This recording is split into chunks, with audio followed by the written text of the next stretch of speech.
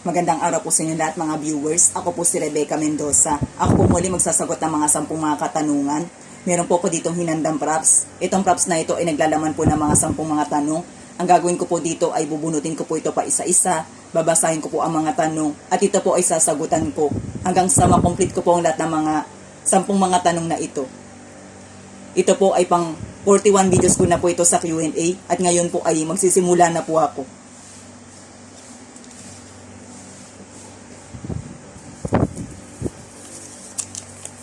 Maliban sa mga kahinaan, ano pa ang isang bagay na pinagmumula ng failure o pagbagsak? Maliban sa mga kahinaan, ang isa pa sa pinagmumula ng failure o pagbagsak ay ang kapalaluan. At ito ay mas matindi na magpabagsak kaysa sa mga kahinaan. Sapagkat marami na tayong mga na-encounter na ang mga tao na nagmataas ay ibinagsak. Kaya ang lesson dito ay huwag tayong maghahambog. Kahit na malayo-layo na ang ating narating sa buhay. Dahil ang totoo ay wala pa rin tayong dapat na ipaghambog. Sapagkat ang totoong nagbibigay pa rin sa atin ng dunong at talino ay ang Diyos na lumikha sa atin. Bukod dito, lagi natin kailangan ng ating kapwa. Sapagkat isa ito sa mga bagay na idinisenyo sa atin ng Diyos.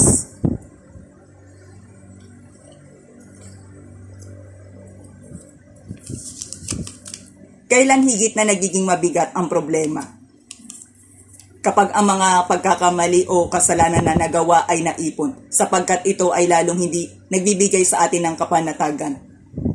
Bukod dito, marami rin tayong haharapin na hindi magandang consequence.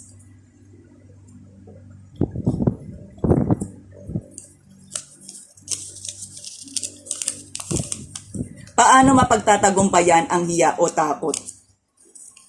Para mapagtagumpayan natin ang hiya o takot, ay kailangan sikapin natin makamit ang pagkatuto. Dahil kapag ito ay ating nakamit, ay madedevelop ang tamang kumpiyansa sa ating sarili. Hindi tayo magkakaroon ng pangamba as long as na alam natin ang ating ginagawa.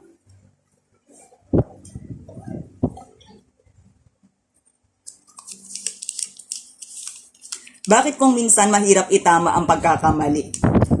Kapag ang mga pagkakamali ay nakasanayan ng gawin at ito ay hindi natin tinatanggap, ito ay mahirap ng baguhin. At para maiwasan ito, ay kailangan praktisin natin gumawa ng tama.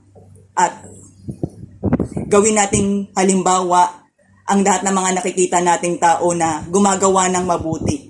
At ang lahat ng mga tao na nakikita natin na nagsisikap ng marangal sa buhay.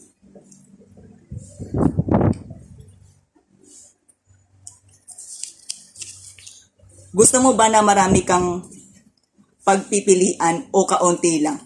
Kung papipiliin ako, mas gugustuhin ko pa rin piliin yung kaunting choice na kaya ng aking gastos, angkop sa aking kakayahan,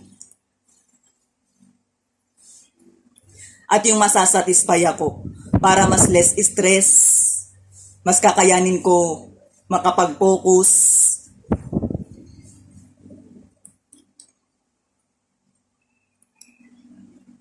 at para sigurado na meron akong ma-achieve. Dahil kapag marami tayong choices, ang disadvantage nito ay hindi tayo makakapag-focus. Mas magulo, wala tayong ma-achieve, at wala rin tayong matatapos. At higit sa lahat ay sayang din ang ating pagod dahil wala tayong gawain na matatapos.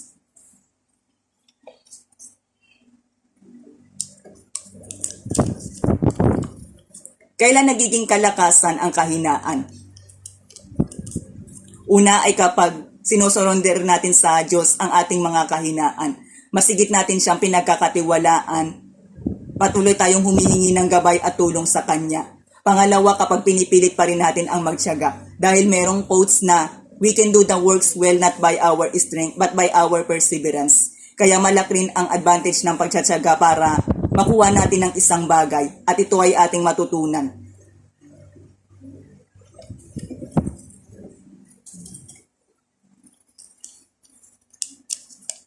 Paano masasabi ng isang tao na the best ang desisyong ginawa niya? Kapag ang pinili niyang desisyon ay nakabuti at kapag mas pinipili niya ang makatulong.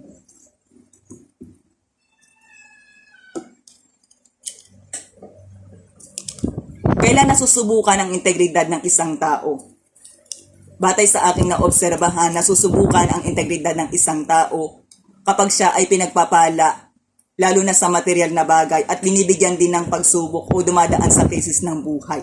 Una, kaya ko nasabi, ang pagpapala, lalo't kapag pinag-uusapan ang pera, tagumpay, posisyon, dahil kapag ito ay madalas namimithi ng tao, ay dito na dumudoon ang kanyang pag-iisip.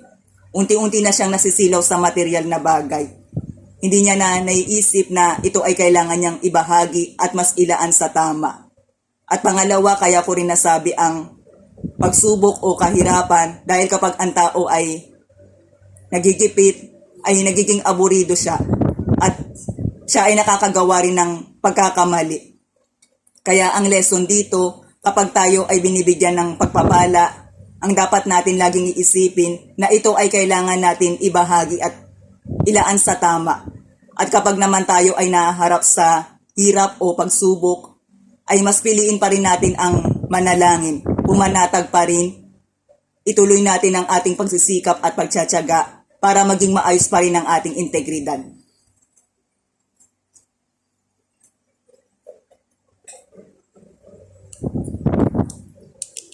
Totoo bang mayroong timing sa buhay?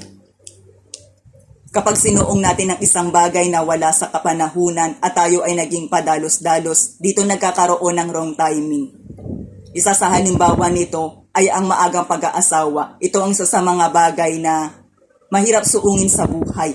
At para maiwasan natin harapin ang wrong timing, ay kailangan unahin muna ang mag-impok ng alam.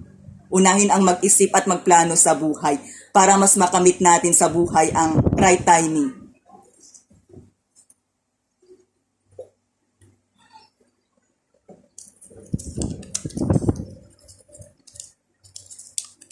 Ano ang responsibilidad ng mga anak sa kanilang mga magulang na hindi dapat matapos?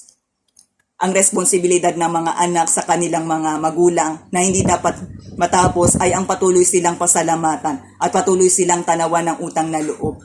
Dahil bilang isang magulang ay hindi biro ang kanilang ipinapakita sa atin na pagmamahal at pagsasakripisyo.